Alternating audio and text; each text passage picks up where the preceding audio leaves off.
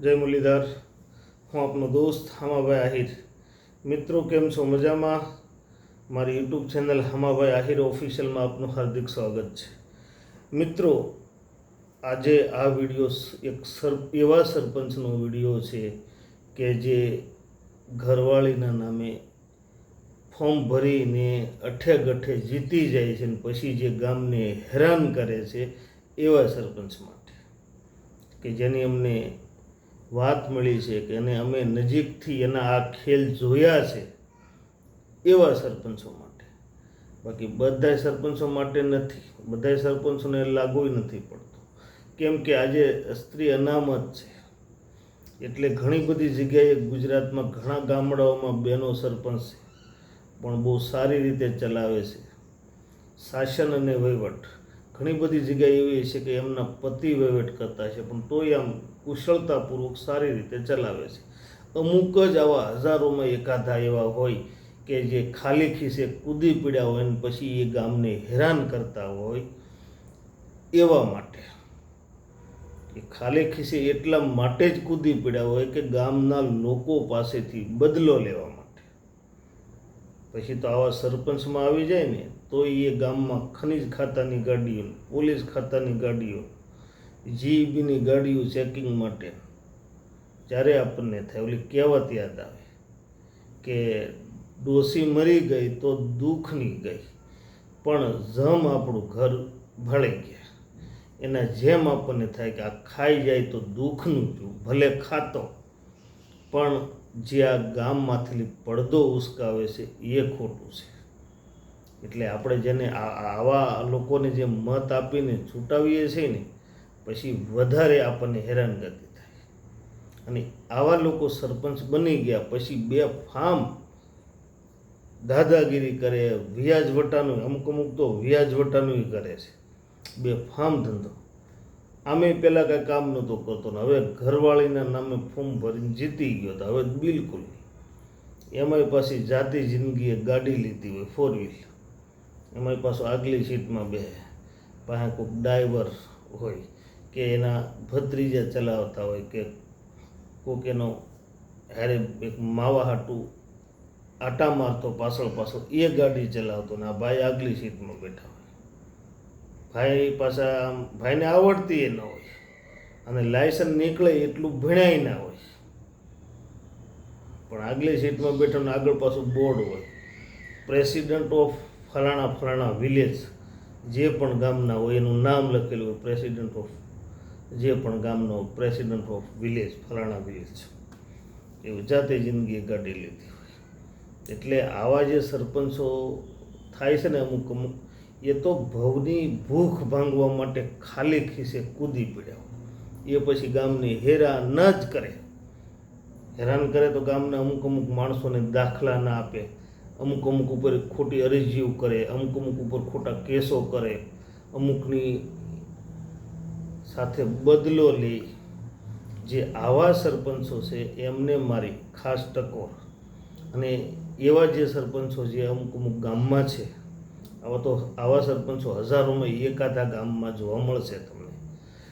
પણ આવા સરપંચો છે, હું એ ગામ લોકોને વિનંતી કરું કે આવા જે સરપંચો છે એ જ્યારે સરપંચની ખુરશી ઉપર બેસે, જેના ઘરવાળી સરપંચ છે ભાઈ વહીવટ કરતા હોય, આવા સરપંચો જ્યારે અમુક જે છે હેરાન કરવાવાળા, એના માટે, બધા માટે નથી. આવા લોકો જે જ્યારે ખુરશી ઉપર બેસે ને ત્યારે એને ફોટો પાડી લેવો, ફોટો ઉપર આપી દેવો અધિકારીને, એની કાર્યવાહી થઈ શકે. મોદીજી કહે જ છે કે એસપી એટલે સરપંચપતિ વહીવટ ન કરતો હોવો જોઈએ. જે સરપંચ છે, મોદીજીનું તો એવું કહેવાનું છે કે જે સરપંચ છે એ જ વહીવટ કરતા હોય, પણ ઓલા બેન તો વહીવટ કરે નહીં.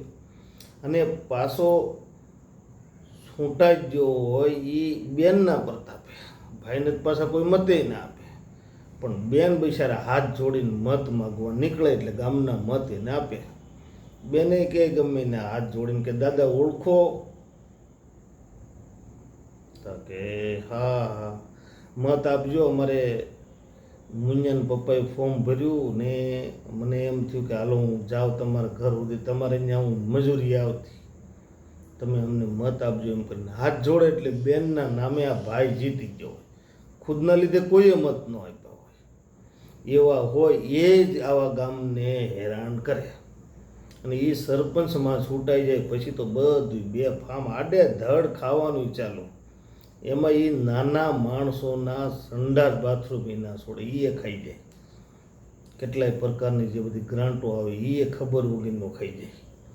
પણ તોય આપણને કંઈ વાંધો નથી જો ગામને હેરાન ના કરતો હોય તો. પણ આવા લોકો બદલો લેવા માટે જ સરપંચ બન્યા હોય એટલે હેરાન કરશે જ. પણ આગળની જનરેશનને હવે આગળના ટાઈમમાં ખાસ ધ્યાન રાખવું પડશે કે જે ગામમાં આવા સરપંચો છે એને જવાબ આપો. તમે જાગૃત બનો. તમે જાગૃત છો, બીજાને જાગૃત બનાવો.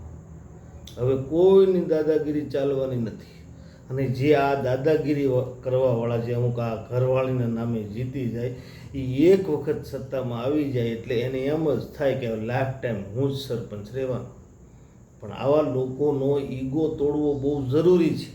એને જવાબ આપો ભાઈ તું આવ્યા પછી, તું સરપંચ બોડીમાં આવ્યા પછી ગામની અંદર નહોતું બન્યું એવું બન્યું. ખનીજ ખાતાવાળે કોઈએ ક્યારે આપણું ગામ જ નહોતું જોયું, એ આપણું ગામ જોઈ ગયા. પોલીસે ક્યારે નહોતી આપણા ગામમાં આવતી, એ આવી ગયા. જીબી ચેકિંગવાળાની ગાડીઓ માથે ગાડીઓ. એટલે અમુક આવું કરાવવા માટે જ સરપંચ બન્યા હોય. આવા લોકોને જવાબ દેવો.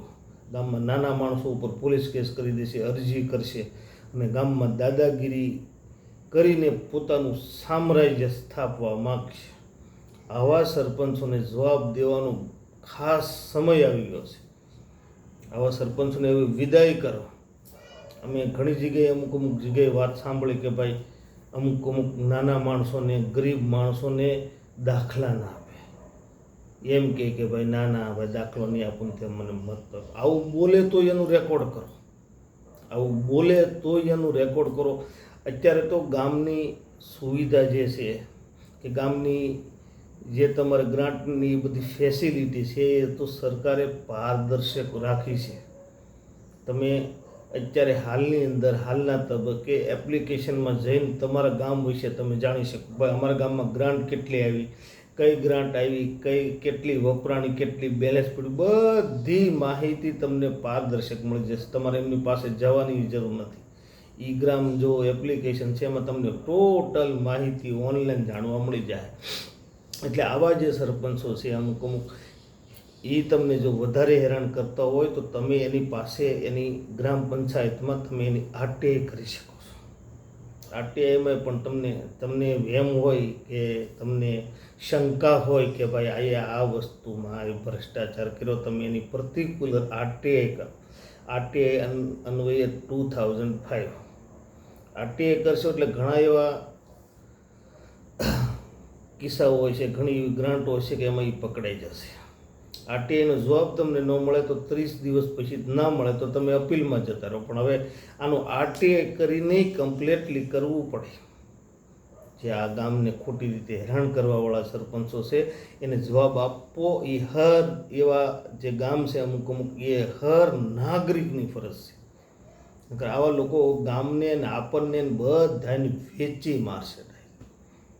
બીજી વાત નહીં. ઘણી જગ્યાએ આવું સાંભળવા મળે છે કે ભાઈ સરપંચ હેરાન કરે છે, નાના માણસો ઉપર કમ્પ્લેનો ખોટી કરે છે, અરજીઓ કરે છે, નાના માણસો ઉપર ધાક જમાવવા, સામ્રાજ્ય જમાવવા, દાદાગીરી જમાવવા માટે આવું કરશે. પણ હવે એ એક વખત આવી જાય એ તમારી ભૂલ થઈ ગઈ, પણ બીજી વખત જ્યારે બટન દબાવો કે સિક્કો મારો ત્યારે જોઈને આવે. આવા જે લોકો છે એનું ખાસ ધ્યાન રાખવું. ભાઈ અમુક વાતો સાંભળવા મળે તો આપણને દુઃખ થાય. પણ હવે એને તમારે એમ થાય કે મારે આને ઘરે બેસાડી દો. તમે જાગૃત નાગરિક છો, આવા લોકોને તમે ઘરે બેસાડી શકો છો. આવા લોકો ફોલ્ડમાં પણ તરત આવી જાય. અમુક જગ્યાનું અમુક ગામનું અમે સાંભળીએ છીએ, અમારી પાસે માહિતી આવે છે, સાંભળીને દુઃખ થાય કે સરપંચ બન્યા પછી દાદાગીરી વધારી દીધી, સરપંચ બન્યા પછી વ્યાજ વટાના બેફામ ધંધા ચાલુ કરી દીધા અને ગામના નાના વ્યક્તિ પાસેથી બહુ ઊંચું વ્યાજ લે છે અને એના વાહનો પડાવી લે છે, જમીન પડાવી લે છે, ને સોનું ચાંદી હોય તો એ પડાવી લે. આવી જે વાતો અમુક અમુક સાંભળવા મળે છે એ બહુ દુઃખ થતું હોય ત્યારે. એટલે હવે આવા અમુક અમુક જે ગામમાં સરપંચો છે એના ગામ લોકોને, તમામ લોકોને મારે એક વિડીયોના માધ્યમથી કહેવાનું છે કે જે આવા લોકોને તમે છૂટાવવામાં એક વખત ભૂલ કરી નાખી, પણ બીજી વખત આ ભૂલ ના થાય એ તમારે જોવાનું. અને એની હારે પાછા અમુક અમુક ફળા હોય છે. જ્યારે નવી ચૂંટણી આવે ને, પાછી ચૂંટણી જ્યારે તમારી પાસે આવી જાય, અમારા કાકા થાય ને, અમારે ભાઈ થાય ને, અમારે મામા થાય ને, આને મત આપજો. જે એની ફળાઓ હોય છે એની પાછળ પાછળ આટા મારતા છે સપટી માવા હાટો. આવા લોકો પાછા છે એને પાછા પોતાના સગા ભાઈઓમાં મેળ નહીં હોય. એ તમે જોજો, આ વાત તમે નોટિસ કરજો 100%. અમે તો આ વસ્તુ નોટિસ કરેલી છે. જે એની હારે ફળાઓ હોય છે ને એ પાછા એના સગા ભાઈઓ નહીં બોલતા હોય, એના ભાઈઓ પાછા સામે પાર્ટીમાં મત આપતા છે. આ પાછા આની હારે માવા હાટો, સપટી માવા હાટો આની વાહન લબડતા છે. આવા બનાવોમાં પણ આવા કિસ્સા જોવા મળે છે. એટલે હવે આવા જે ગામમાં સરપંચો છે એ ગામ લોકોને મારે કહેવાનું છે કે તમે એક વખત ભૂલ કરી નાખી, નેક્સ્ટ ટાઈમ એટલે સેકન્ડ ટાઈમ બીજી વખત આવી ભૂલ ના થાય એ ખાસ કરીને જોજો. આવા જે લોકો છે ગામને ખોટી રીતે હેરાન કરવાવાળા, પત્નીના નામે પદ સંભાળવાવાળા, આવા લોકો જે છે એના વહીવટ ઉપર પણ તમે પૂરી આટે કરો. અને એ જે ગામને દાદાગીરી કરે છે, ગામમાં વ્યાજ વટાનું કરે છે, એનો પણ પર્દાફાશ કરો જ્યાં સુધી એ નહીં રહે. ભલે ત્યારે આવી તમારા ગામમાં કે તમારી આજુબાજુમાં કોઈ તકલીફ થતી હોય તો અમને જણાવશો. અમે વિડીયોના માધ્યમથી લોકોને સંદેશ આપશો. ચલો ત્યારે જય શ્રી કૃષ્ણ, જય મુરલીધર.